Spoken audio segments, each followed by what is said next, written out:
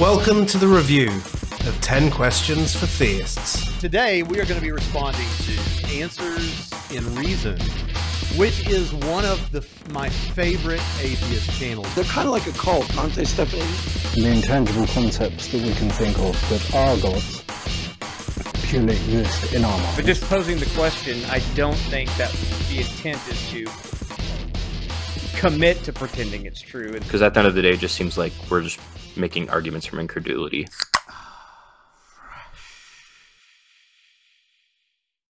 Hello, and welcome to the review of the responses we got for 10 Questions for Theists. And I'm Joe. And I'm Dave. And today we are going to be addressing question 5. And in question 5, we asked, what are the worst arguments you hear us atheists making? So this is a theistic opportunity to basically have a moan about us atheists, but also an opportunity for atheists to actually listen to theists and think about why some of these arguments might be bad, you know, why they're not going to be responding to them, and perhaps approach conversations in different ways. We're also going to be having a discussion about what they present as well and saying, well, you know, maybe we think this argument actually is good for these reasons, or agreeing that actually, yes, that's a terrible argument. And our first response tonight is from Trinity Radio. And I know we've put them in pretty much every video, but these guys have given us some amazing responses. And honestly, guys, thank you so much. So, yeah, if we're a little bit biased towards them, it's only because we're biased to high-quality responses, and that's what they give us. What are some of the worst arguments you hear us atheists making? Easy. Well, wait a minute. God. I haven't heard you make these arguments.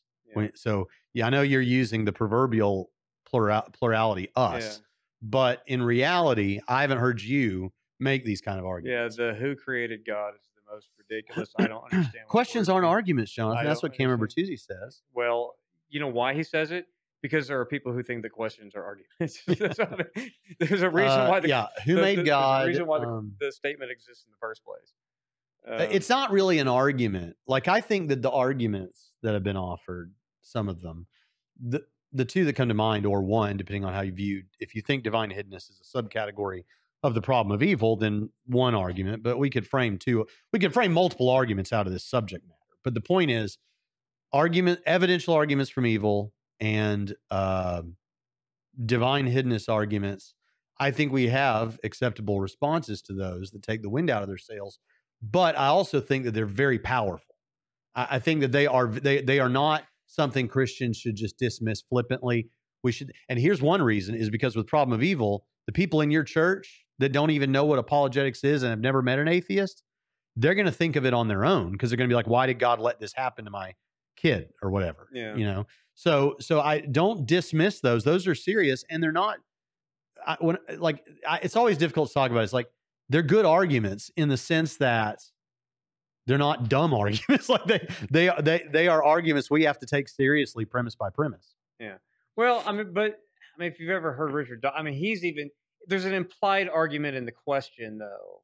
I mean, even Richard Dawkins has spouted up, like, who created God? You know, I mean, So either that, or that somehow evolutionary biology somehow means God doesn't exist, you know, those kinds of things. Yeah. Because evolution is true, there's no God or whatever. Yeah. And even though I'm not on theistic evolution's bandwagon at all, I still think that's a terrible argument, because you and I would an have ultimate non sequitur to go from because evolution, therefore atheism. Well, and they do, and that's done with a lot of things. And okay, so first of all the little things like, aside from the arguments, like things like, well, the Kalam doesn't mention God. We have a video on that. That's a terrible response to an argument. Yeah, I guess that's true. Argument, like the logical, or just sweeping statements like all theistic arguments fail, or they're all rubbish, or but there's an implied argument in there that the I'm just not convinced. Yeah, but all those carry with them implied arguments. But I would think that you could make a case that the worst argument, it's really at this point silly to keep trying to trot out the logical problem of evil. I think so, but there are new voices defending it now. Right, but I mean, that's because they're trying to make a name, trying to resurrect a dead horse. But since they don't believe in God or resurrections, that's not going to happen. So it really is at this point, that would be the worst from a strictly, don't bring that up because it logically, it doesn't carry the water you need it to, where you need it to go. So. Yeah, so but I'm still going with the who created God thing, like as if that's still, I mean, the worst as far as it goes. Yeah, but there was something else I was going to say, like what do I think are the worst things that are so you hit on something that I wanted to raise back up and say, yeah, anything like that. So in order for Christian theism to be true, in my opinion, you need two things: that God exists and God raised Jesus from the dead. Now, obviously, that doesn't get you like the authority of Scripture, as Pritchett and I would affirm. It doesn't get you a lot of things that you'd like to know. And some would even say it doesn't necessarily mean Christianity or anything like Christianity is true, because God could have raised Jesus from the dead to deceive you, or aliens could have done it to deceive you, or something like this. To my mind, to say that Jesus being raised by God from the dead doesn't mean Christianity or something like Christianity is true is kind of like saying we saw this guy wearing a NASA suit on the moon, and but it doesn't mean NASA put him there. It doesn't mean that's how he got there. Could have been Bezos, man. Right, it could have been Bezos, but so I think I think anything that tries to say, okay, evolution means Christianity is false. Well, wait a minute. How does evolution bother that God exists or God raised Jesus from the dead? Or the Old Testament has these atrocities that I don't like, therefore, well, hold on. Does that mean God doesn't exist? Or does that mean Jesus wasn't raised from the dead? So anything that takes a little an aspect of Christianity that is not the fundamental or one of the fundamentals, and then tries to make that turn Christianity on its head, those are terrible because they miss, in my opinion. Now, if you're just talking about a question like, is God a moral monster in the Old Testament? Fair enough. We're going to talk about that issue. But if your whole thing is Christianity is false because I like evolution or whatever, then or evolution is true or whatever like that, then I think that's so anyway. Do we answer that? I don't know if we answer. I'm still sticking with my original statement. Who created God? That's the first one that came to my mind too. Yeah, so that's the worst because there's an implied argument there. So as I mentioned, that was Trinity Radio. That was Jonathan Pritchett and Braxton Hunter. And they gave so many answers that I think we agree with in general. Some of these arguments are really bad. The first one, and Jonathan mentioned it at the beginning, at the end, as the worst argument, and I probably agree with you here, is who created God? Yeah, that one's pretty bad. I sort of agree that a question can be an argument because there's a sort of implied argument there, a sort of implied counter. Oh, well, if everything needs a creator, then who created God? And that is just a really bad misunderstanding of the actual argument, because it's not saying everything needs a creator. It's saying, all things that begin to exist has a creator.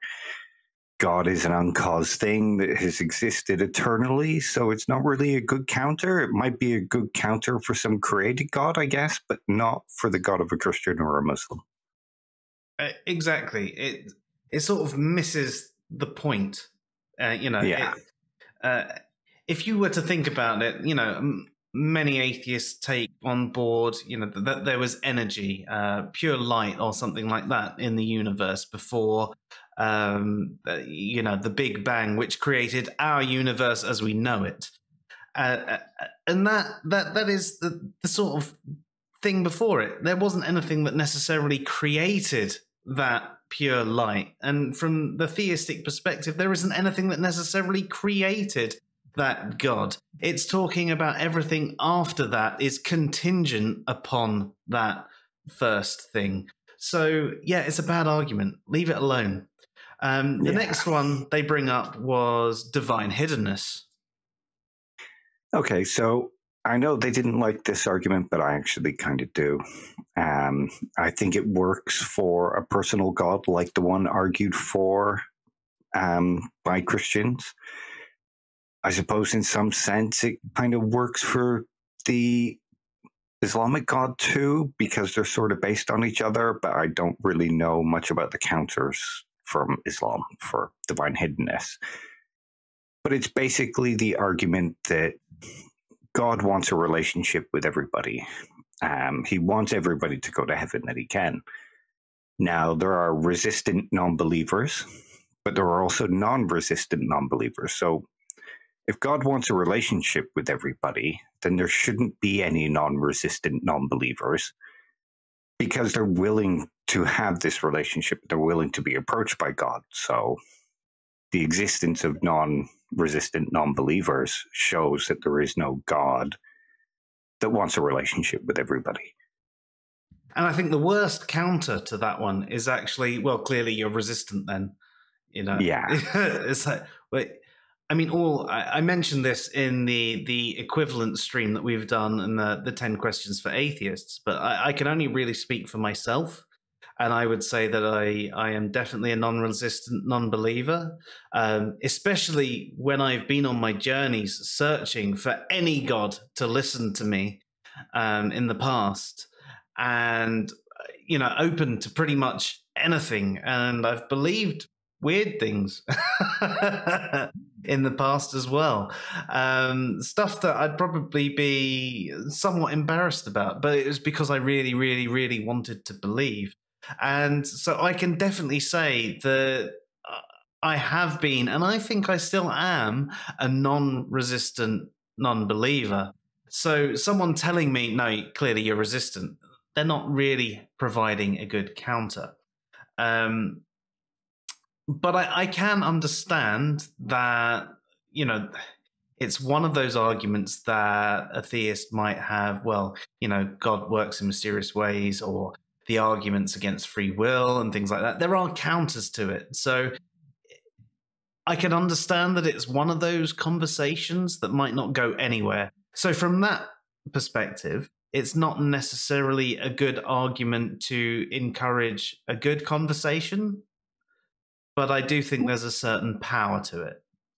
Oh yeah, there's definitely a certain power. I think it's a very good argument. And there's a couple of other things that kind of be said here.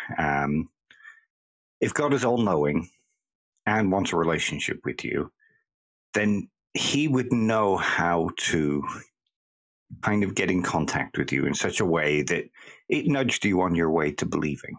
And that could be said about breaking the free will. I mean, you're not denying him as such, or you're not being resistant to the belief. So he's not really breaking your free will. He would be breaking your free will if you were, say, Matt Dillahunty or Aaron Ra. There is no God. There's nothing that could convince me of a God. Well, in a case like that, there is nothing that could convince that person. You are being resistant. But in a case where people aren't like that, God could perfectly well come up with some idea to convince you to start you along your path. No, I completely agree. And in the Bible, he actually appears to people. He does. Paul is one of the examples where he does that. So why can he do it to people in the Bible but not to anyone now? Yeah. And you could make an argument, well, Paul would go on to influence other people. Okay, well, I could go on to influence other people. Dave could go on to influence other people. So how is that any sort of argument against it? It seems to be clutching at straws there, looking for an excuse. But I do agree that, it's not necessarily an argument that if someone is a devout Christian, it would reach them. So it's not a good argument in that regard. But I think it's for anyone that is thinking about things, that anyone that is doubting, or for anyone that is already some form of non-theist, I definitely think it's a strong argument against a personal God that wants a relationship. Oh, yeah, absolutely. It's probably, it's sort of like, think of Christian apologetics, where they argue that it's not about convincing the non-believer, it's about strengthening the believer, their beliefs. I guess you could sort of class this one as something like that, where it probably might not convince a very devout Christian, but it's certainly very kind of powerful to the person who already isn't believing or is doubting, like you say. And then the next one they come on to is the problem of evil. Now, Braxton mentions the evidential problem of evil, but Jonathan says the logical problem of evil is worse. And I definitely agree that the logical problem of evil is much worse. Yeah, with the logical problem of evil, you can go the whole skeptical theism route. You know, like we don't know God's mind. God could have perfectly valid reasons for bringing about this event that brings about a further moral good. They're not very convincing to me, but yeah, and I think when it comes to the evidential problem of evil, it's a bit harder to justify. I mean, you're talking about like the parasites that lay their eggs in your eyes, and things like that. So you're not talking about just sort of human evils and learning lessons from God and things like that. It's actually just a little bit more, and you can even tie that into sort of the evolutionary evil as well. And I mean, I know they mention that. Now, to be fair to Braxton, he admits that these are powerful arguments, and they are powerful. So even though he says they're not necessarily good, I think what we can infer from what he says there is, like I said on the previous point, they may not be good to have a conversation with a theist because they might have a number of responses ready. God moves in mysterious ways and so on and so forth. You don't know God's mind. But they're very powerful to anyone that is doubting things or is already some form of non-theist. So if a theist wants to counter them, then they can't just come in with those similar excuses like God moves in mysterious ways. But from an atheist perspective or a non-theist perspective, if someone is strongly devout, again, there's no point in bringing them any of the problems of evil or divine hiddenness. Yeah, I mean, with the divine hiddenness thing, think of how many ex-Christians that you've heard say one of the reasons they stopped believing was because they prayed very hard for God to give them a sign. They held on for as long as possible. They continued to pray and just never got anything, and that took them out of Christianity. You would imagine that in a situation like that, God would want to keep his flock, for want of a better word. So it kind of shows how that divine hiddenness argument can be powerful to somebody who's doubting. Most definitely. And the problem of evil also has another powerful thing with it, in that we are emotional beings who feel for the suffering of others, especially something like animals. So there is that emotional element to it, which adds that little bit of power to it. It's not just the logic, it's the whole experience. Yeah, and you could even make the argument of, why would God make us feel this way about this argument? There's a certain evil to the argument from evil. Yeah. So yes, I mean, they are powerful arguments, but I can understand why they're not necessarily good to have with a really strong, devout believer. They then mentioned some other ones, like evolutionary biology somehow means God doesn't exist. Yeah, I'm not sure I kind of buy that one. I suppose like it could be used to dismiss a perfect designer. But even then, you could have the skeptical theism. Well, maybe it just had to be done this way. Maybe, he had further moral goods for doing it this way. But it certainly won't discount something like a deistic God. It's very limited in the power for showing that there is no God. I something completely like agree. I mean, even then, like there are certain takes that you can say, well, evolution is just God's method, and humans aren't supposed to be perfect. So take the blind watchmaker argument, if you will, right? We're supposed to be made by a blind watchmaker because we're allowing the natural process. So even under, certain forms of Christianity, obviously, I would say young Earth creationism, God no, it wouldn't work for that sort of thing. But yeah, and if you actually look in the Bible, there are within Genesis, there are certain ways God doesn't necessarily call things specifically forth. He allows things. He's like, oh yeah, come forth the plants, and it leaves it open for an interpretation of evolution, allowing to come through. So evolution doesn't discount God, not even the Christian God, but it definitely doesn't discount any God existing. Oh, yeah. And then next they bring up what's essentially bad takes on the Kalam. Yeah, some of them are pretty bad, and I kind of agree with that. Yeah. Especially, like I've heard, like he mentions, there's no God mentioned in the Kalam. And I've heard Matt Dillahunty say this one. Well, no, there is no God mentioned in the Kalam because the Kalam's not particularly arguing for God. It's a stage one argument to get you to the idea that there must be some first cause. And then the stage builds until you get to the argument for God. So saying God's not mentioned in the Kalam is to just misunderstand the Kalam. Yeah. It's essentially an opening statement in a court case. And you can even use it from an atheistic perspective. Well, what's the first cause? Well, quantum fluctuations. There you go. Like that could be what we're talking about here, right? Quantum fluctuations are thought to be a byproduct of a vacuum. They're not directly caused. They're just what happened in a vacuum of space. So at a point in time when there was only light energy in the universe that formed matter and antimatter pairs, because it was a vacuum of space, these quantum fluctuations happened to set things out of balance, which then caused the whole chain reaction, which led to everything that we're here today. There you go. You've got your first cause. The Kalam can work without there even being a God. The point of the Kalam is it is that first stage of an argument, and then you move on to other things like the contingency argument and so on and so forth.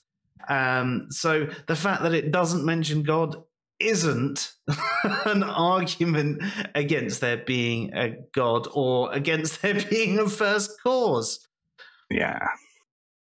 They then mention sweeping statements like all theistic arguments fail or are rubbish. Yeah, see, that's too much of a hasty generalization. I mean, okay, you don't accept any of the arguments, but saying they all fail, well, the Kalam doesn't exactly fail to argue for a first cause. There might be reasons to doubt it, but it's a valid argument.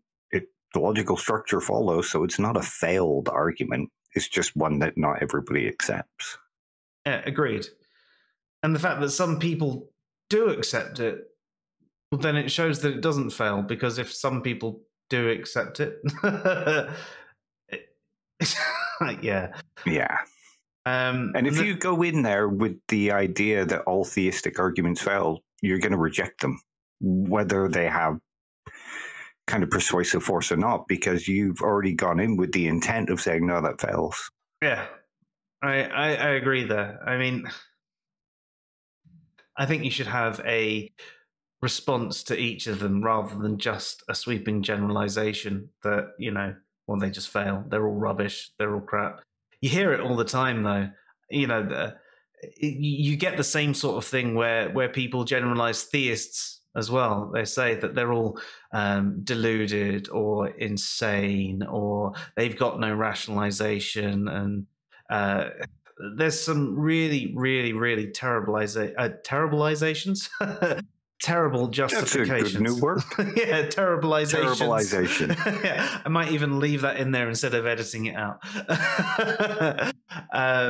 Terribilizations for theists and how they've reasoned. Yes, I mean, I do accept that a large majority of theists do believe what their parents believe and what their society believes and what they've been brought up believing. But that's not everyone. And there are some who, even if they have been brought up in it, have questioned it and then have found really good rationalizations to maintain their belief or switch to a different belief.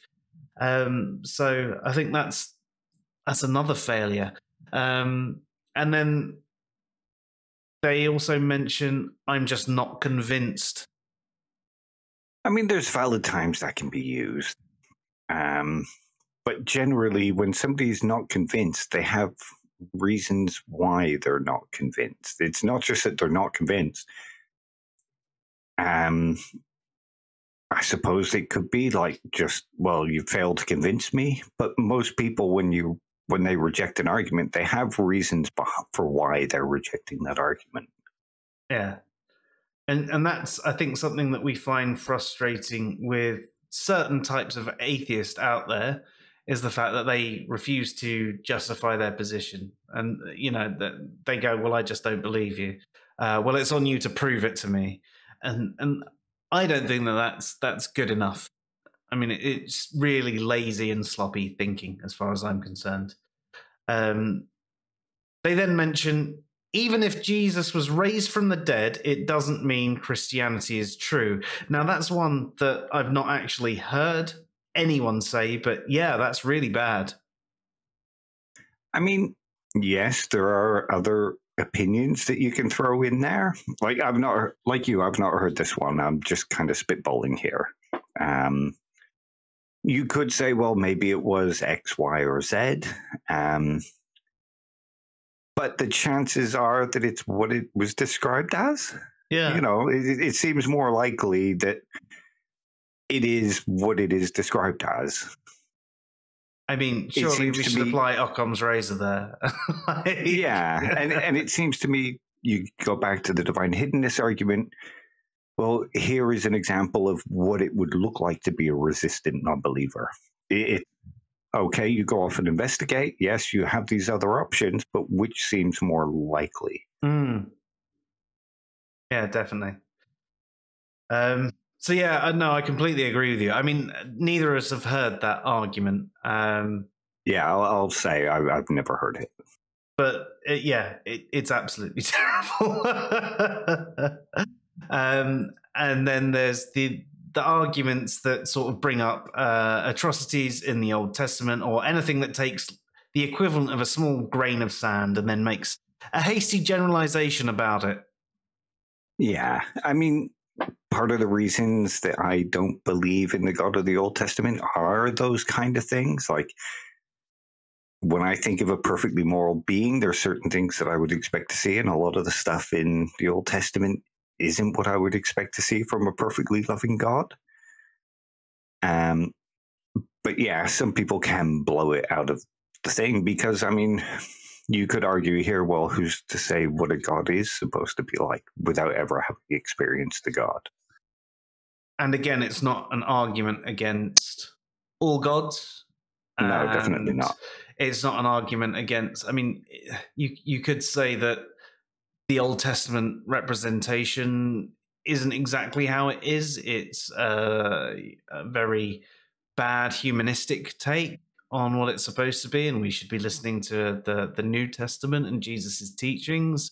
There's plenty of ways around that argument as well. Yeah. So it's not exactly a good argument. I think that it can form a good argument, as Dave mentioned there, as part of a whole, but I don't think it's, especially on its own, particularly great. Well, it kind of leads me to one other thing, in that this is what a lot of contemporary atheists seem to do, especially from America, in that they conflate all religion to be Christianity, Yep. So they use the term theism, religion, and Christianity interchangeably, and they use the word God only to refer to the Abrahamic God. No, I've noticed that too. And in fact, I don't think that's limited to America.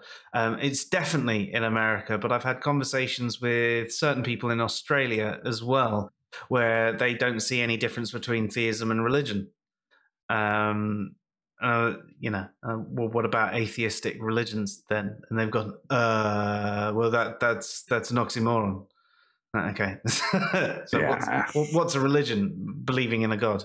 Really? It's not really how it's defined. I mean, usually within a religion, there is the belief in, a supernatural being. Yes, I agree. Usually within a religion, but it's actually about the practices and the rituals and things like that. You've got the doctrine there. And theism is having a belief in at least one deity.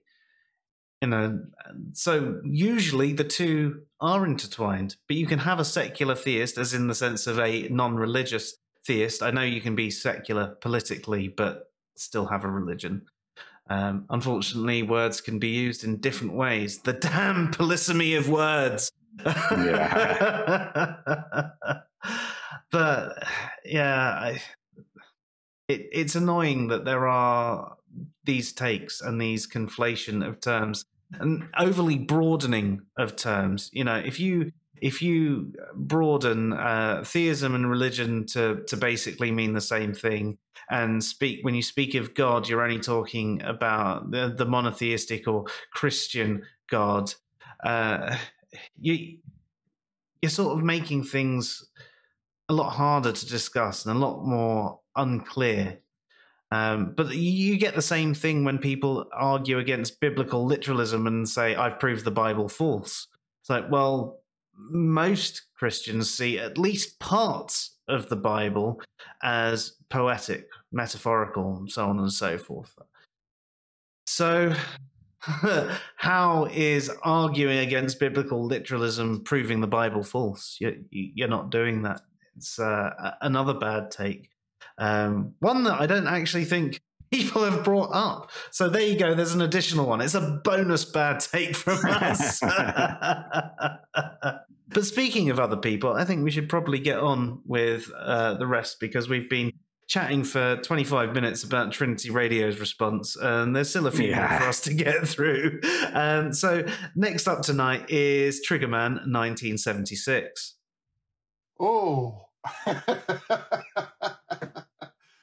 that's a good question. Worst arguments. Problem of evil. Any kind of evolutionary argument. Trying to argue from biology, or there's just so many. And for the length of this video, there's no way I could. But I could say all of them, but primarily problem of evil and biological arguments. They're awful. They don't work from my perspective. So that was Triggerman 1976, and he mentioned three arguments in particular. He said the problem of evil, the evolutionary argument, and biological arguments, which I think from that we can infer that he meant arguments against design. That was my take on it as well. And I know we just covered these in the Trinity Radio stream. I mean, let's face it, they reeled off all the arguments pretty much, so a lot of our answers will be covered there. But I thought this one would be worth including because it shows that there's these three arguments that kind of come up again and again. I know none of them have actually explained why they find them bad, but it's worth kind of going over these arguments just to see which ones they don't consider to have any power, and perhaps these are three that other atheists can focus on when having the discussion. Yeah. I mean, I think that's it. It's they're arguments that if you're speaking to a devout theist, that maybe you should avoid trying to get involved with altogether. And equally, theists should probably have a better answer to those arguments when presented by atheists or other non-theists. But yeah, they're not necessarily bad arguments in the sense that, you know, they have no power. As Braxton mentioned, they definitely have power to them. They're just bad in the sense that you're not going to reach a devout theist and a strong atheist, or even, you know, a weak atheist might not be convinced by the weak excuses that some theists might have to these arguments. So, yeah. So next tonight we have the Craig Reed stream. So much like the Trinity Radio guys, we are including these ones more than other people. But again, they're presenting a lot of good information. And these guys are really funny too. So they win on both accounts. Yep. And they'll kill us if we don't include them. That's true. Well, there is this YouTube channel that is just full of like horrible atheist arguments. It's called Answers and Reason. It's pretty slam. Yeah, I mean, all these fallacies, they're always making fallacies left and right. Yeah. The fallacy, this fallacy, that crew. That's what they're like. Every time you talk to them, oh, that's the no true horseman fallacy. That's the no. Yeah, that's actually a good actual answer. Yeah, like whenever you're trying to talk to somebody about like a various argument for God's existence, and then they'll assert that there's some sort of fallacy that the argument is making, without like really considering the argument, and like it's almost like they look at the argument in order to like associate some sort of fallacy to it, and then they'll just blindly sort of label that fallacy according to the argument. Yeah, that is a very frustrating form of argumentation. That happened to me on Twitter with one girl who had just recently deconverted. And then the second I was talking to her, she was like, you know, sounds like the no true Scotsman fallacy. And it didn't apply.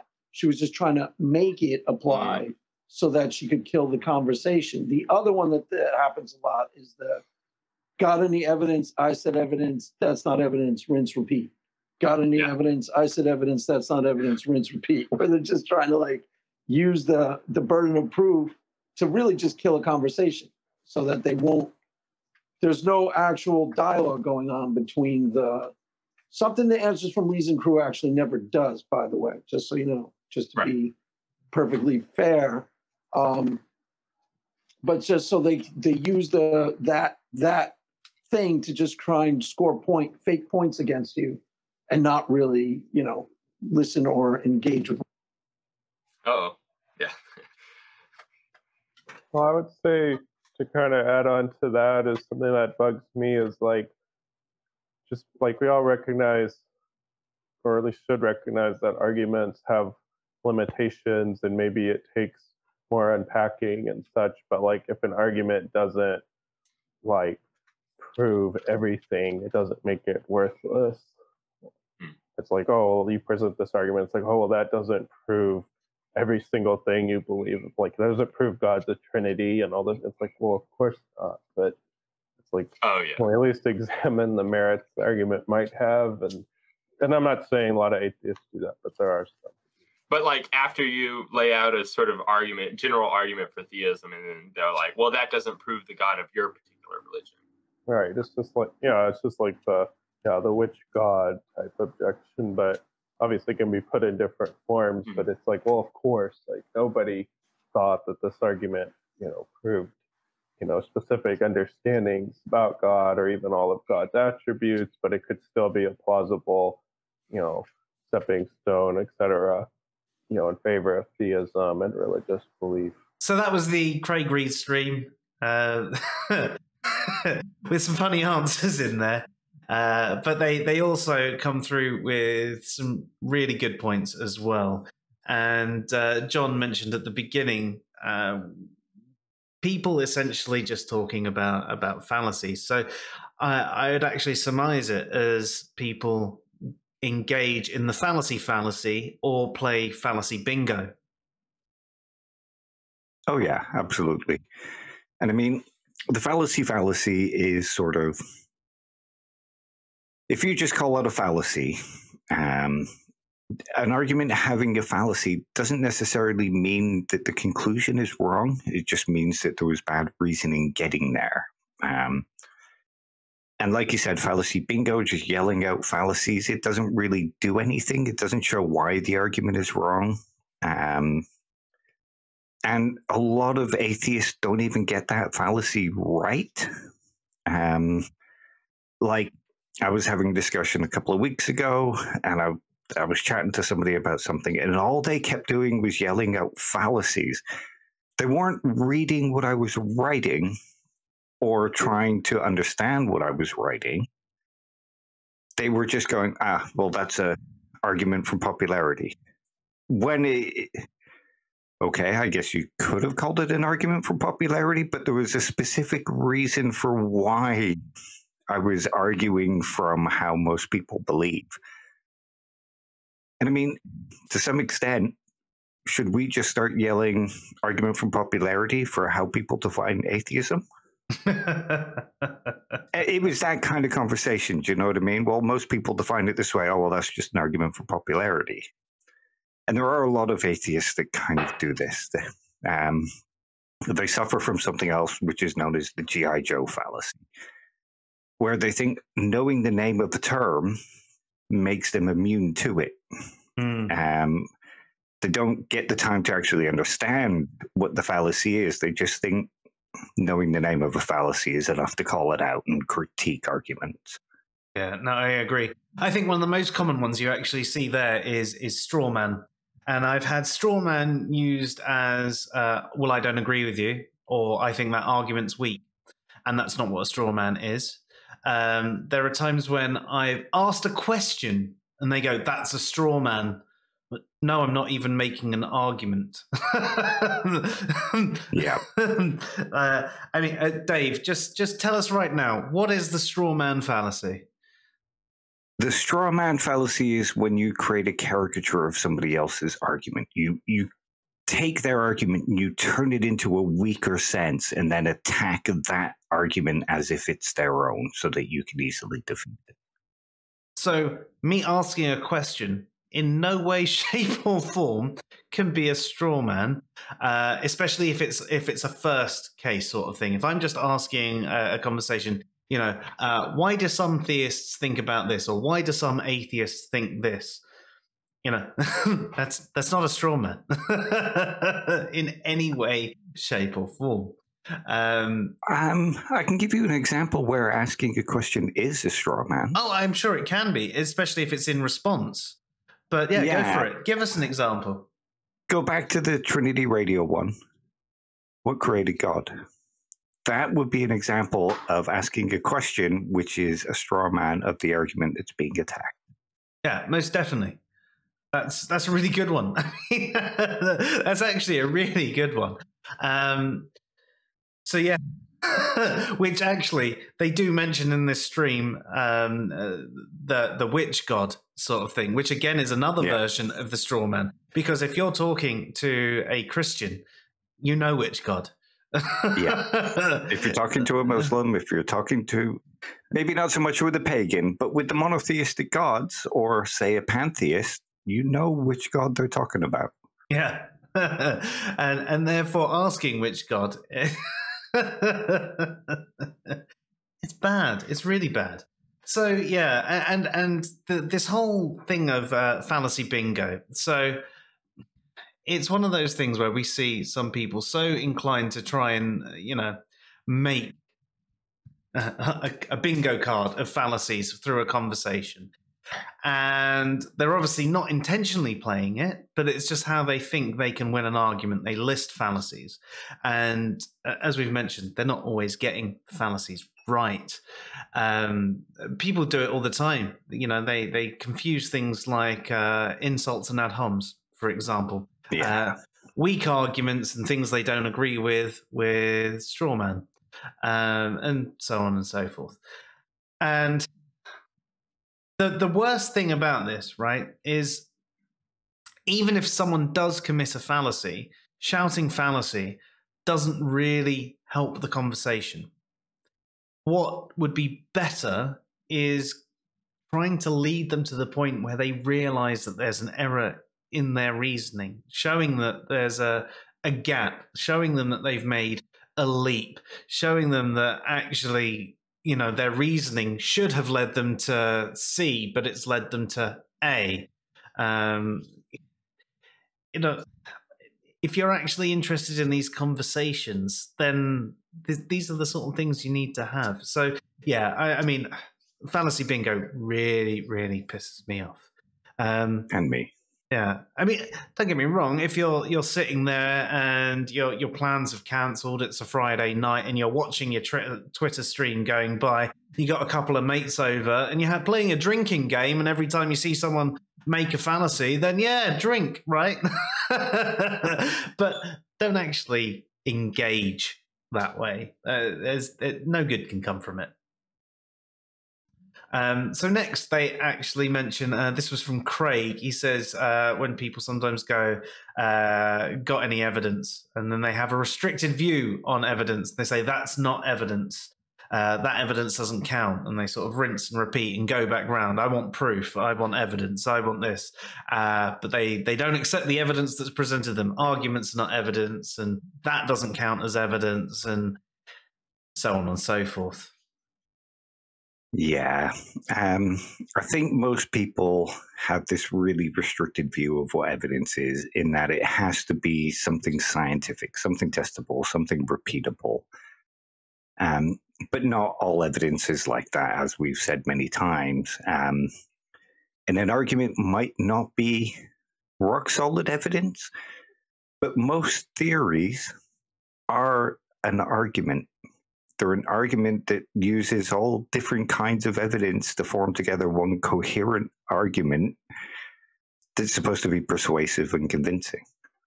Yeah. And that actually leads on to the next point of that they make about that there's the conversation killers. So again, they'll mention the evidence thing, and then they might go on to the whole burden of proof. You haven't met your burden of proof. They're not interested in having a proper dialogue. Yeah, the burden of proof thing it's kind of a sticking point.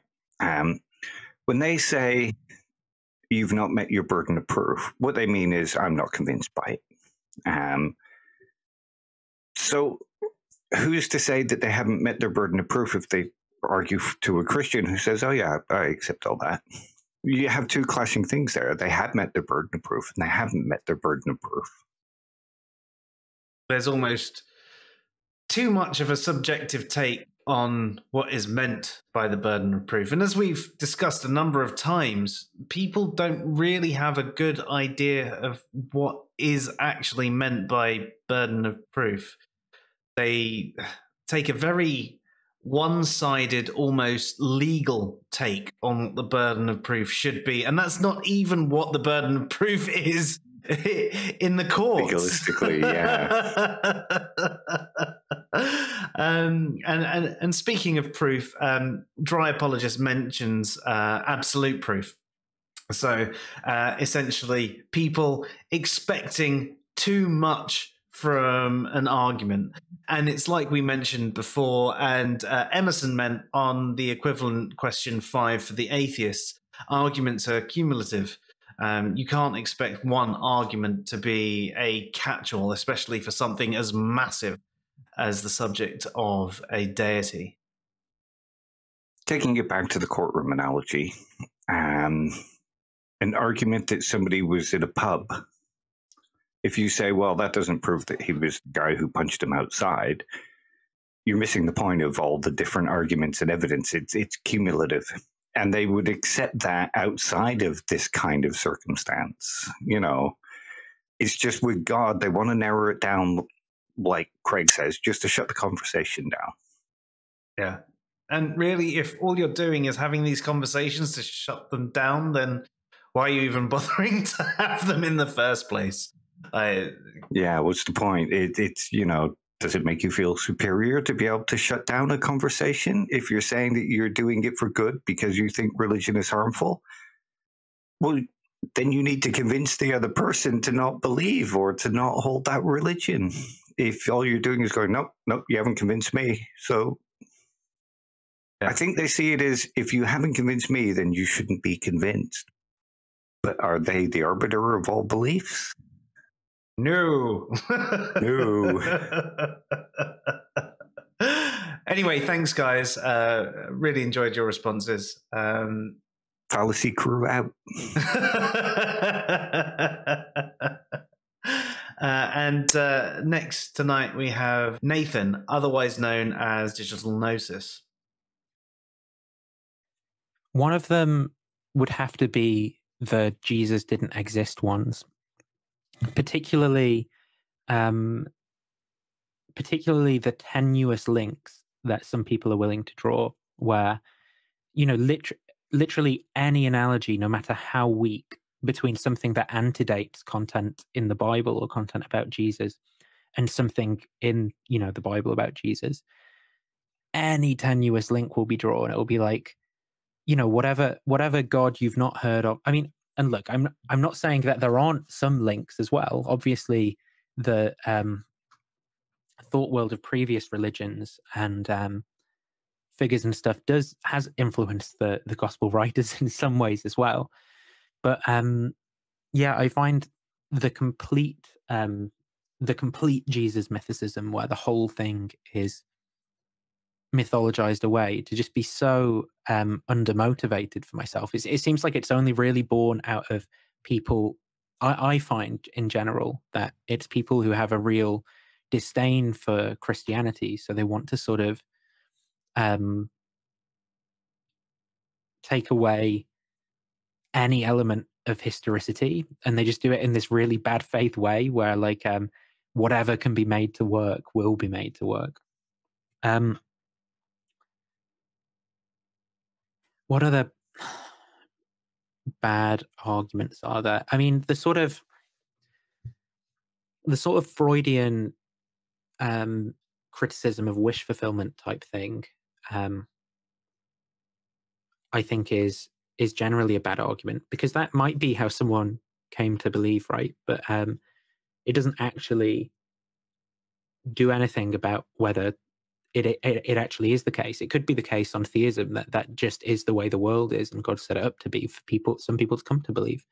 And that one's quite frequent as well.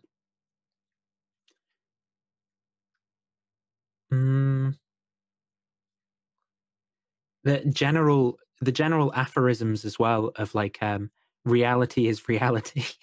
That tautology, right? There's a lot of phrases like that I don't particularly like.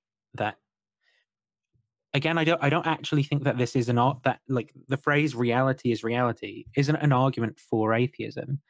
But the reason that I'm going to say it's a bad argument for atheism is because it gets used as a tool, you know, as if it were an argument for atheism. It's sort of like, you know, if I took this pen and tried to eat my breakfast with it or something, it's like, well, it's not, you know, it isn't a food eating utensil, but I'm trying to use it in that way still.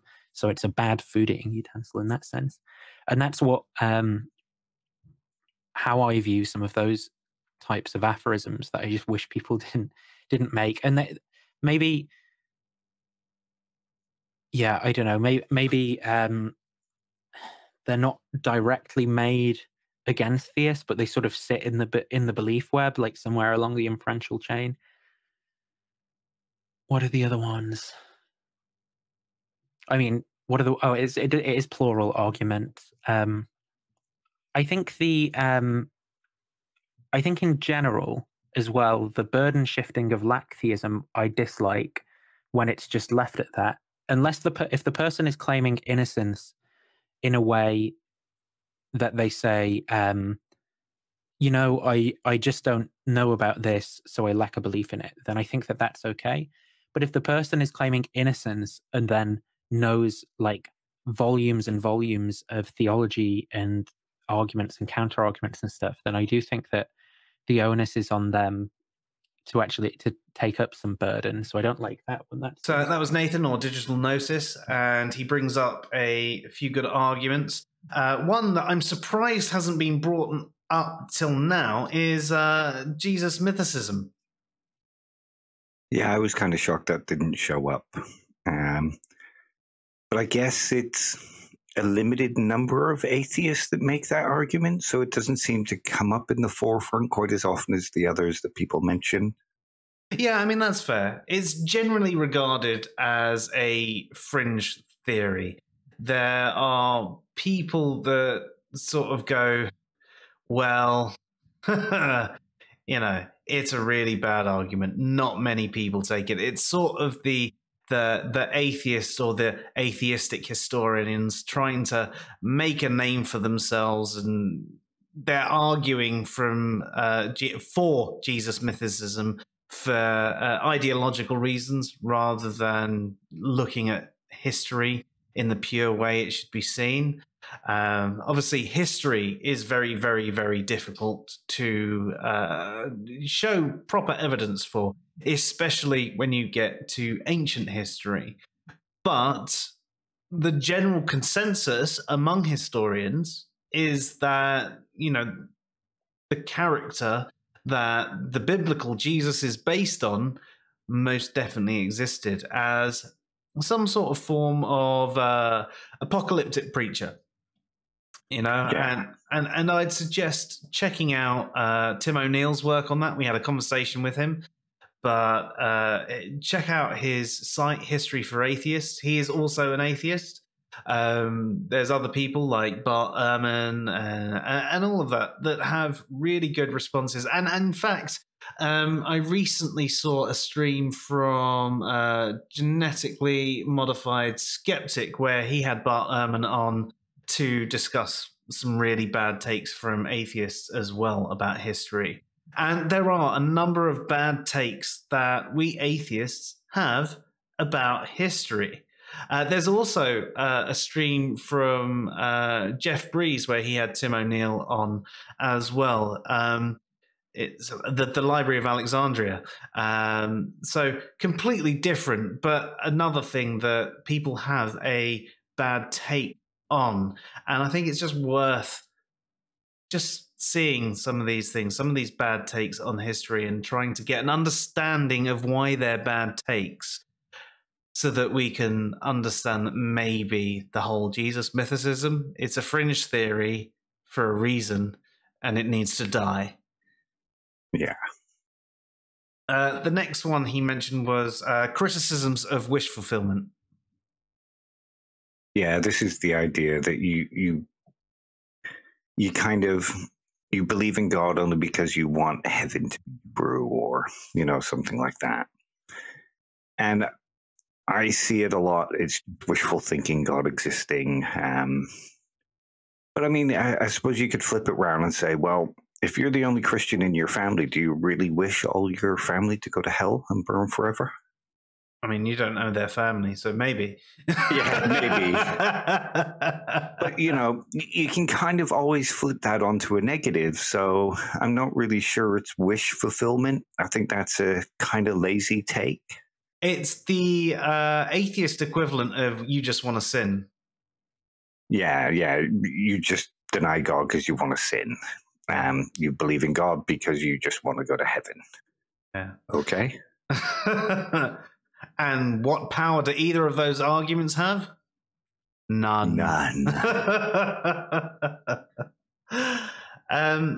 Then we have tautologies like reality is reality. Yeah, that's a really profound statement, isn't it? This fork is a fork. My hoodie is a hoodie. Yeah. I mean, saying something, there's supposed to be a bigger statement, you know, like reality is supposed to translate into something like reality. Think of it like science doesn't care about beliefs. I guess reality is just how it is. Well, you could kind of throw that statement back and say, well, if God existed, that is how it is. That is how it is. Yeah, reality is reality, and reality contains God. It's a nice punchy statement, intended to get the crowd to cheer you on like you're some super rational person, I guess. Yeah, but really, really fails for anyone that actually engages their brain. Yeah. Saying I accept reality as it is probably a terrible statement because most people actually don't, at least in one area or another. Not to mention the fact that we don't really actually perceive reality as it is. So even if you did really accept reality as it is in the way that it was perceived, you're still not actually accepting it how it really is, if there is any form of objective reality at all. But that's a completely different topic and maybe one for another day. And the last one he mentions is the burden shifting of lacktheism excluding innocence. And I'm glad that he put that qualifier in there. So just to unpack that a little bit. So by lacktheism, he means an atheist that claims they only lack a belief in gods.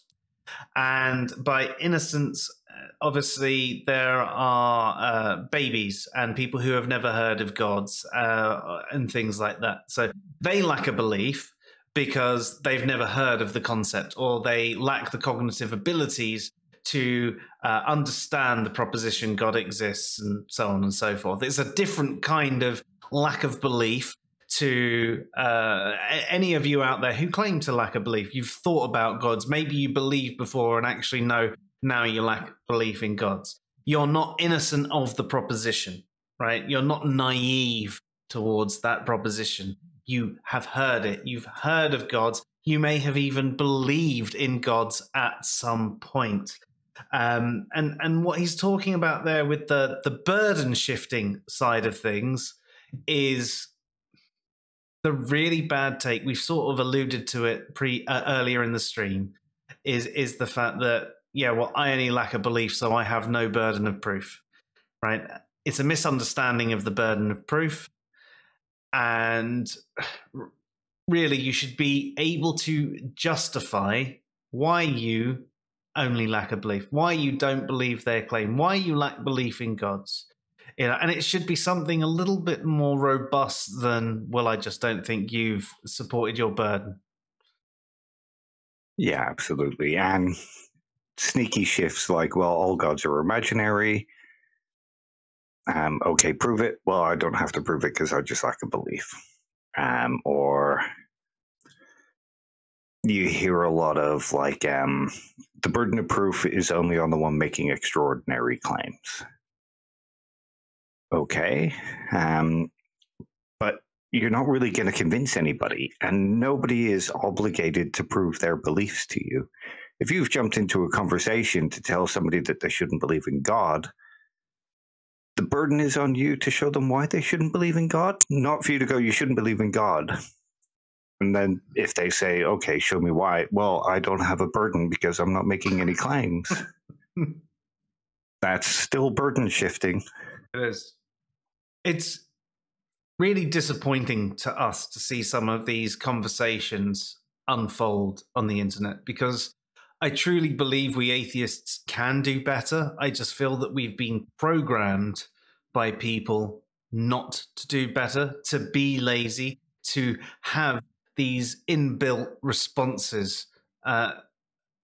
Essentially, we've got a gallery of memes inside our head. And rather than actually engaging our brains, we go, that's my response. That's my response. Not my problem. Not my problem. Your problem. It's all on you. Yeah. A lot of atheists will spend a year arguing why they don't have a burden of proof rather than spend 5 minutes for why they believe what they believe. Silly. Anyway, next tonight we have the Spartan Theology stream, where it was Spartan Theology and Exploring Reality. Now, this is a pretty good one, though. This is interesting. I think, like, I mean, Jesus mythicism is a big one for sure. That like, I think it's bad, and I think like even worse is like the arguments for it that you hear online are like even worse than like maybe some formulations of it can be. You know, like I mean, some people like I think when people get most like fairly deeper into Jesus mythicism, it just turns into like the Jesus as exactly described in the Bible is a myth. And that's fine, right? Like, I mean, sure, anybody, you can believe that, you know, I mean, yeah. But as far as like Jesus didn't exist, like, it just doesn't really make any sense to say that. So I think that's like one of my most frustrating things when people are like dogmatic mythicists, where that just is probably my least favorite argument. So for this, I have two answers, because I think a proper response to both camps is necessary, or if that makes sense. So on one end, we have like the typical like new atheist quips, like there aren't even arguments. They're just people saying like arguments are not evidence, claims are not evidence, that kind of stuff. Or people that just kind of make rhetorical quips about the Bible, calling us book club members, Sky Fairy, all that stuff. I feel like you debated someone like that, but yeah, again, I didn't even want to debate him, but that's a different story. So that's one camp, but let's go with like the actual like meaningful arguments that people try to put up. So for instance, I think the worst argument people make it would be more of like a Humean argument against miracles, because at the end of the day, it just seems like we're just making arguments from incredulity. Yeah, I agree. I'm like, as far as philosophy goes, like the one area I think I study like the most is like epistemology. So some sort of arguments that use like just these like testimony can't be trusted under any circumstance, or like you can never be justified in believing in miracles and stuff like that, or like for sure, yeah. As far as like the actual arguments go, yeah, I think it's just really it's because it's pretty frustrating to like argue with someone where their epistemology, like you're just on such a different page and you see like these major flaws in it. It's really hard to like even talk to that person. So that was Spartan Theology and Exploring Reality, who we have had on here a few times responding to them. I mean, they seem just like really nice guys and they have some really good thoughts. They also bring up the Jesus mythicism thing, which we've already addressed, but yes, bad take. They then bring up arguments are not evidence. Yeah, I mean, I suppose you can, if you go to a really strict evidential paradigm, you could probably say that arguments are not evidence. But again, you know, arguments can be evidence. Look at any theory that's arguing for a particular thing and a particular conclusion, and it has supporting evidence, but the argument itself is evidence for the thing it's arguing for. Yeah, no, I'd agree. I mean, especially when you come to things like a logical argument. The whole point of an argument is, if it's completely valid, then it is raising the probability of that conclusion being true. And if you then have additional evidence to support the premises,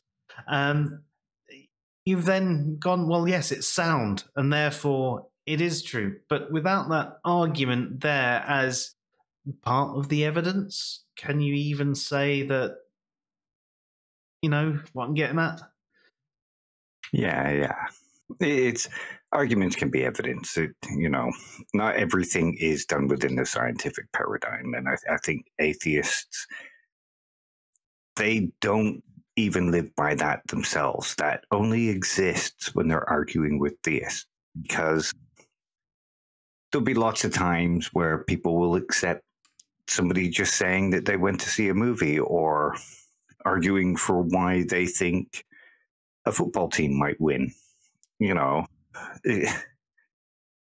there are lots of arguments that work as evidence or part of a body of evidence. That's actually a good one. When you're talking about a particular sports team, you might lean on, well, their performance has been X over the last so many months, but that's still generally you're presenting an argument as evidence.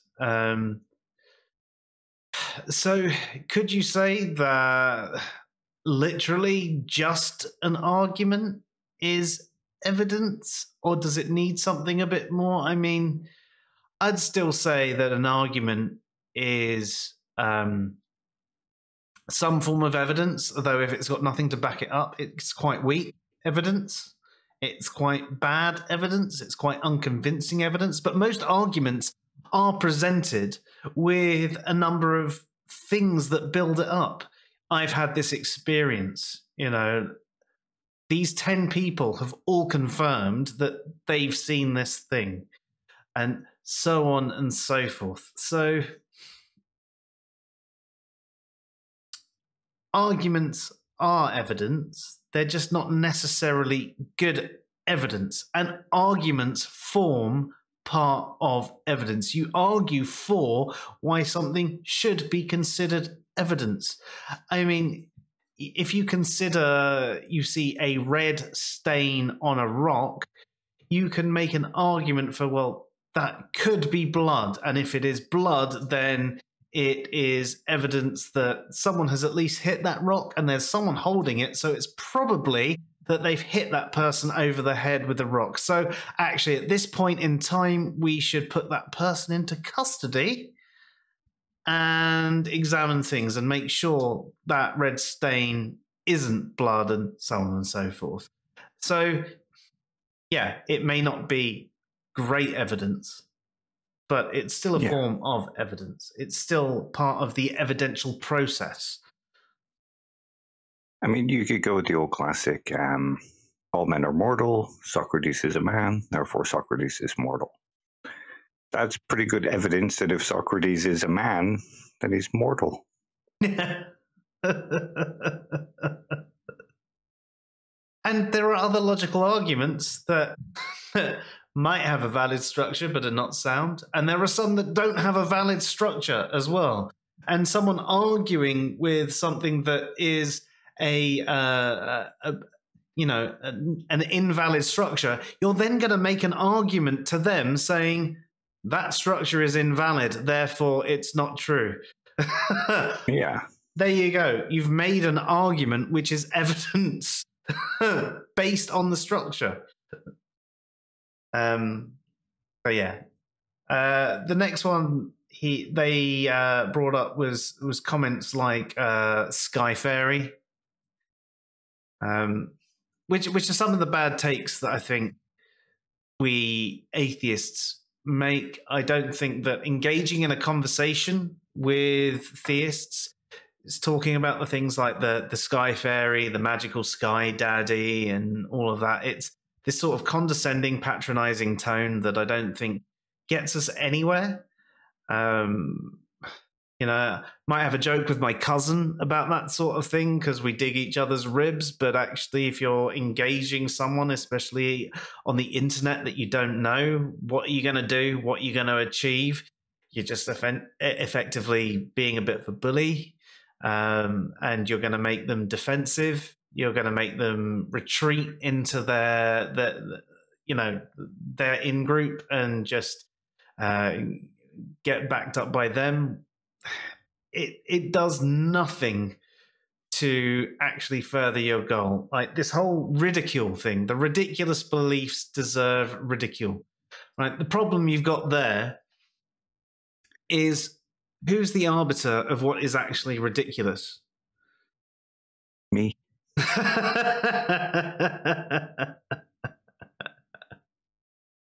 But I mean, there are some things that I think if you have sort of a unanimous thing, or if you have something that is a complete logical contradiction, you could say, okay, yeah, that's definitely ridiculous, right? Because it's objectively so.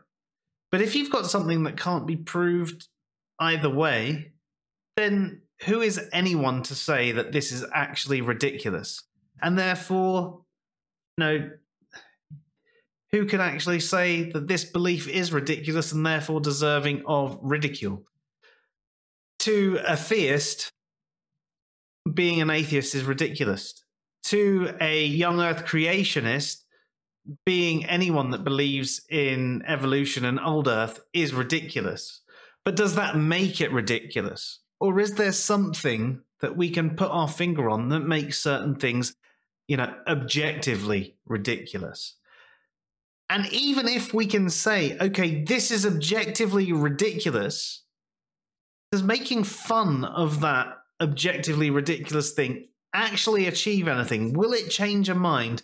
Or is there a better way to go about that conversation? Oh, yeah, absolutely. And the last point that they brought up was the Humean argument against miracles. Yeah, I find that kind of interesting because I find it quite a persuasive argument. He says it's more an argument from incredulity, which I suppose if you look at it one way, it would be like, I find it hard to believe that miracles exist, so this testimony doesn't convince me. But it's more about the epistemic credence of an argument for a miracle. How trustworthy is that person? How far down the chain has it been? And the lower the chain it gets, the harder it is to believe. It's like a game of telephone. Yeah. So I find it kind of a powerful way. It's not arguing that miracles can't happen. It's just that we should only believe our testimony for a miracle if it's harder to believe that the miracle didn't happen. Yeah, especially when you go down the chain, right? I mean, if either Dave or I came out to each other and spoke about something that was a miracle, there'd definitely be a higher level of credence than us talking about, oh, yeah, well, there was this thing that someone said, 500 years ago that seemed to be quite miraculous. And yeah. Yeah, and if you add on sort of all the things that have happened in recent times where there's been miracle claims and they've gone to investigate the claim, and there has been a perfectly rational explanation for it. Yeah. Each time that happens, it lowers the credence that the next time it's reported is going to be a miracle. That's just it. So many supernatural things have been replaced by, natural explanations. And so many things have been shown to be, even from a naturalistic perspective, unlikely but possible. And the whole point of something that is a miracle is not something that is possible. It's supposed to be impossible without God. So the second something that is likely from a naturalistic perspective, the natural, even unlikely, but possible from a naturalistic perspective, the whole point there is, well, no, it can't be a miracle then, by definition of what a miracle is supposed to be. I know people use miracle to be something incredibly unlikely, but that is not what a miracle is supposed to be. A miracle is supposed to be something that is only possible with God. Yeah, that's one of the things that Hume argues, that when we consider something like a miracle, like you said, something that's highly unlikely or highly improbable isn't a miracle. For Hume, a miracle is when the suspension of all natural laws has happened. So something like this could only happen if all the natural laws had been suspended. And even then, it could just be the case that we don't know everything. So it might not be the suspension of natural laws. It might just be that we've figured out a new way that the universe works. Yeah. I mean, you could think about that where there would have been a point where certain recoveries from cancers or other illnesses might have been incredibly unlikely, but you can get these spontaneous recoveries. The body finally wins. Yeah.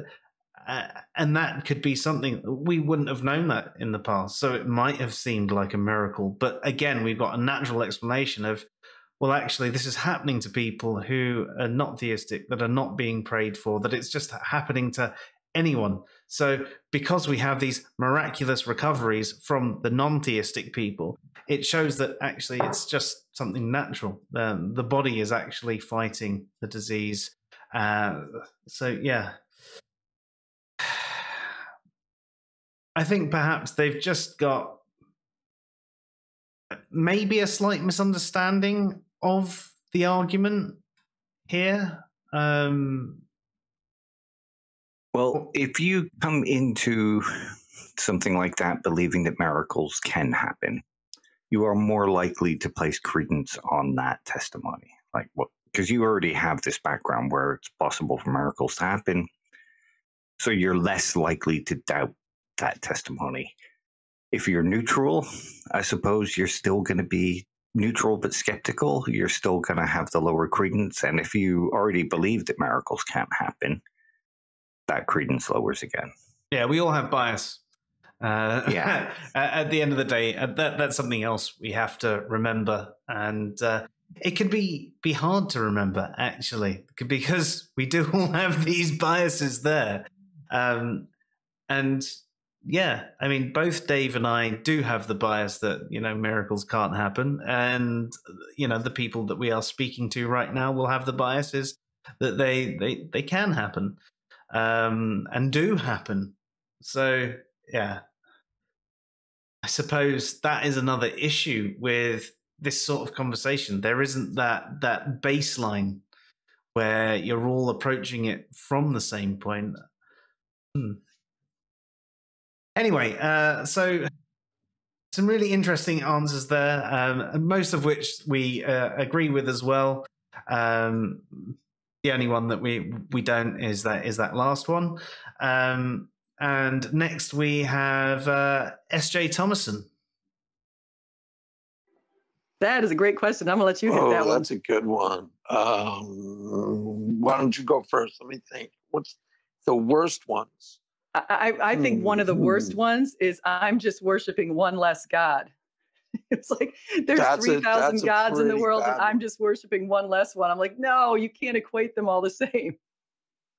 Yeah, actually, those guys, that crew, the Answers and Reason crew are actually good at they do a lot of streams on the bad arguments from the atheist community.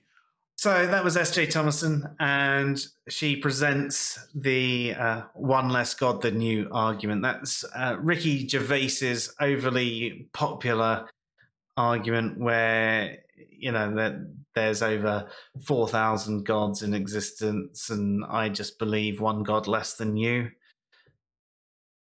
Yeah, it's pretty bad. It's up there with... tell me why you don't believe in Thor, and I'll explain to you why I don't believe in your God.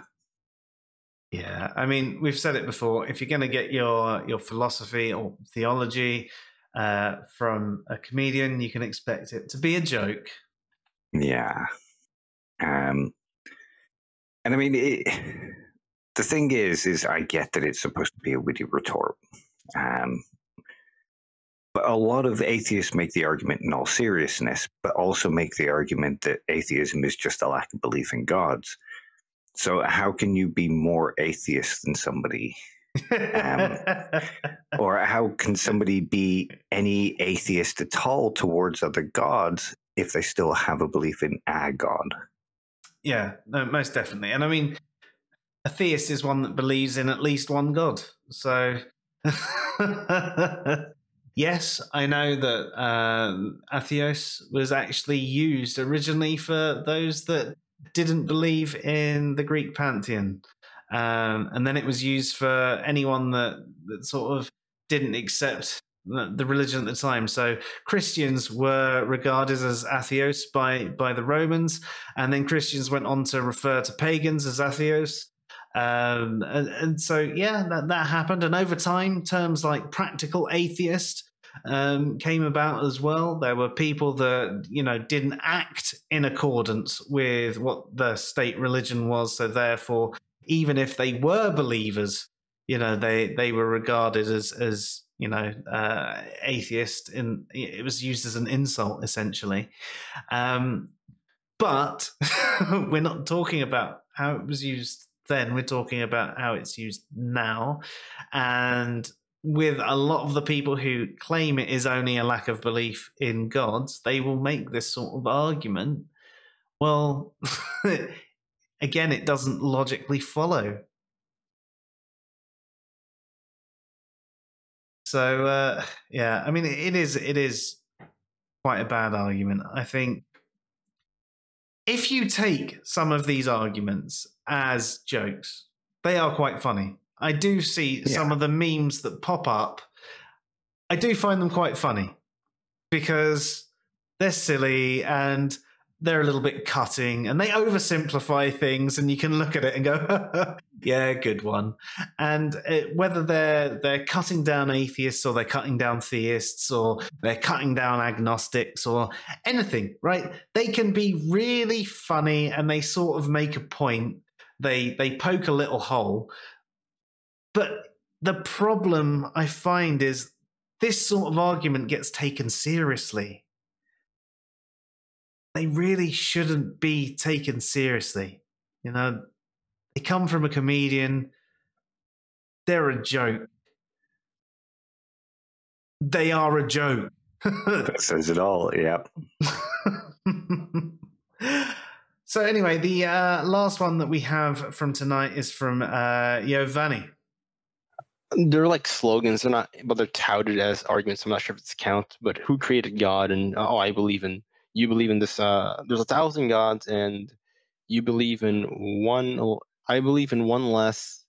You believe in one more. You're an atheist just like me. That's stupid. I think those are stupid sayings. The best, a lot of the arguments atheists tout out are, I can understand where they're coming from. So the most weakest one is probably like an argument that tries to prove that, okay, because evil exists, a logical problem of evil, therefore God doesn't exist. I don't think that's very good.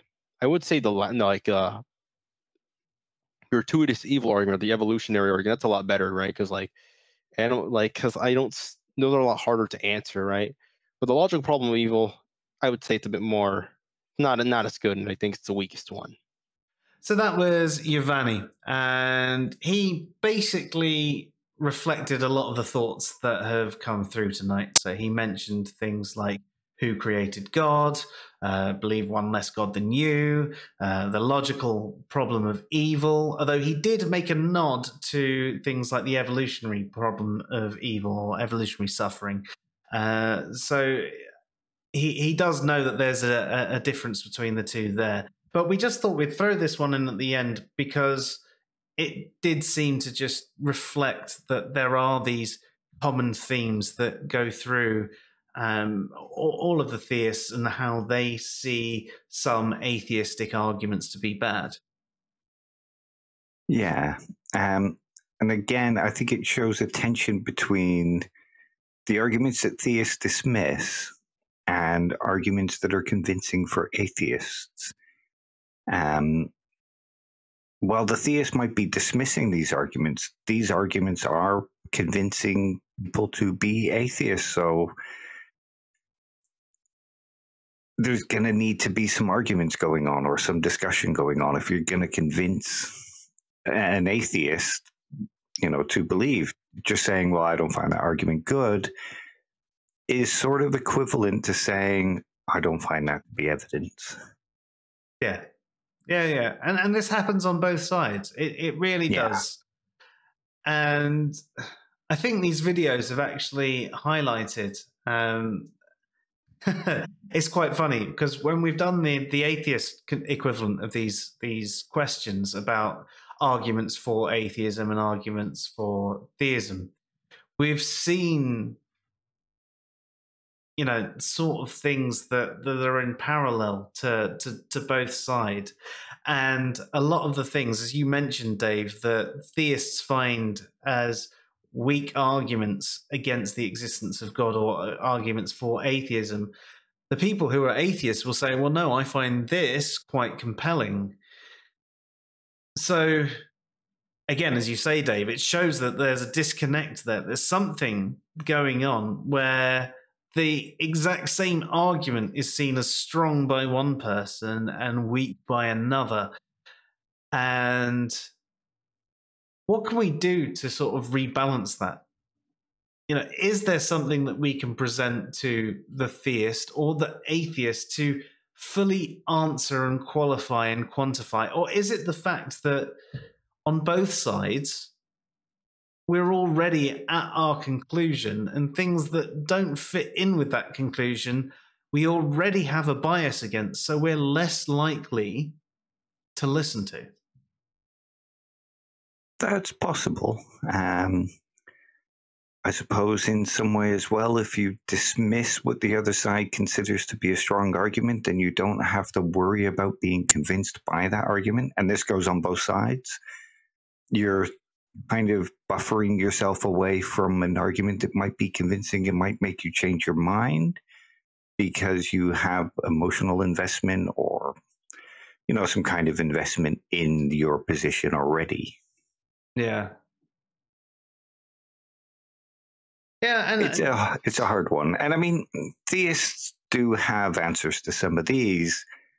Again, they find convincing, but the atheist side doesn't find these rebuttals convincing. So, which is true. Just more discussion. Yeah, just more discussion between people, if that's what you intend. If your only intent is to parade superiority over the other side, then, you know, why even who bother? cares?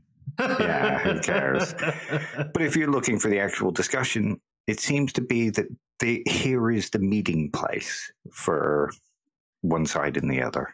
Most definitely. And I think there are other conversations. If you want a more fruitful conversation, there are definitely other arguments and conversations to have. And I actually think, I've said it a number of times, I think theists and non-theists actually have more things in common than they have differences. You know, our ontological positions differ, sure. And that can affect certain things about our morality and other things like that. But even then, I see a lot of theists with very similar morals to a lot of atheists. So even if you're going down that route, yeah, okay, there's immoral things in the Bible or the Quran or this or that or whatever. Right, okay. But when you're talking to the individuals, and that's what I'm talking about here, the actual people, they do have more in common with you, and they do want a better life for humans on this earth. And okay, yeah, most theists want a better life for people in the afterlife too. Cool. But what I think we've shown up until this point is theists, even if you don't like the way that they're trying to convince you of their beliefs, they're doing it because they actually do have some care for you. They don't want you to be damned to hell. And stop thinking about theists and all theists that they're just gloating, ha ha ha, you're going to hell, I'm better than you. Because most theists don't seem to think like that. Yes, you get some right knobheads on the internet. Right, of course you do. I'm there.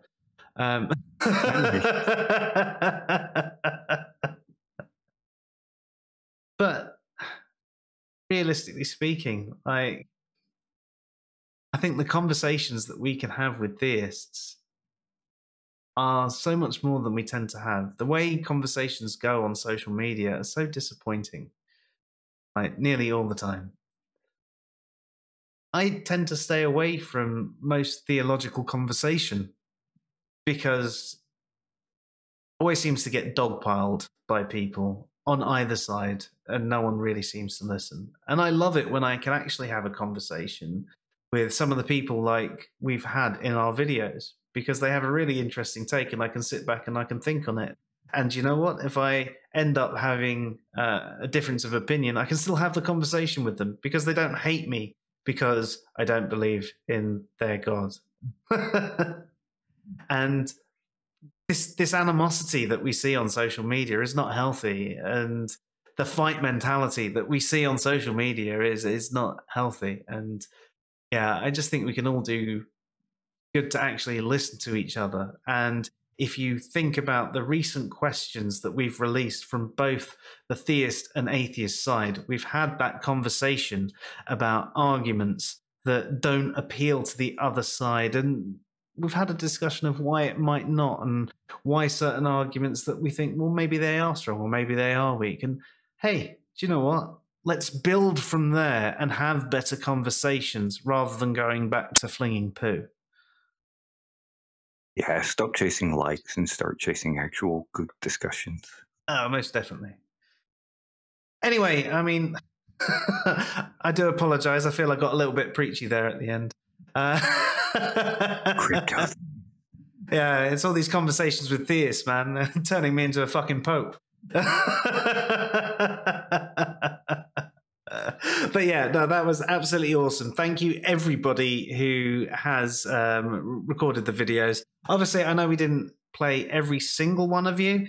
As I mentioned, we try to go for particular themes. We try and play really, individual responses. And if there is anything in accord with anyone else, if there's any sort of pattern or trend, we do try and highlight that as well. So if there were just a lot of repeated arguments, which you would have seen, then there was no need to address them every single time. But we do try and get all of you into at least one of these. And, I know that we're now at question 5, but there's still time to get a video response in if you would like to engage us. And actually, Dave and I have said that we're still looking for more responses from polytheists and other type of theists, because all of our responses so far have pretty much been from Christians, which we've loved. They've all been really good.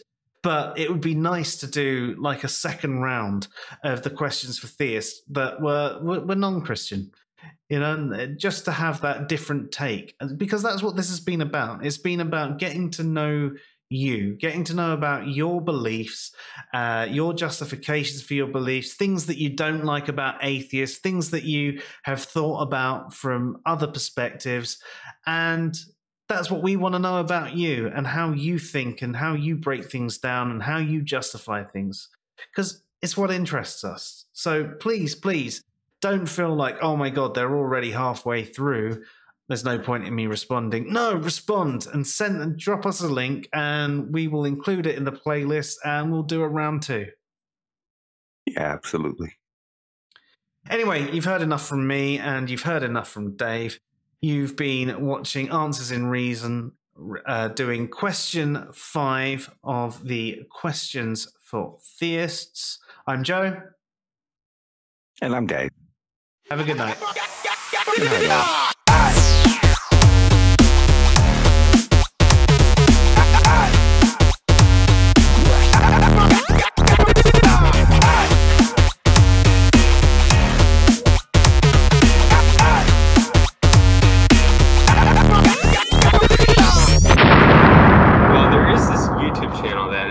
Full of like horrible atheist arguments. It's called Answers in Reason.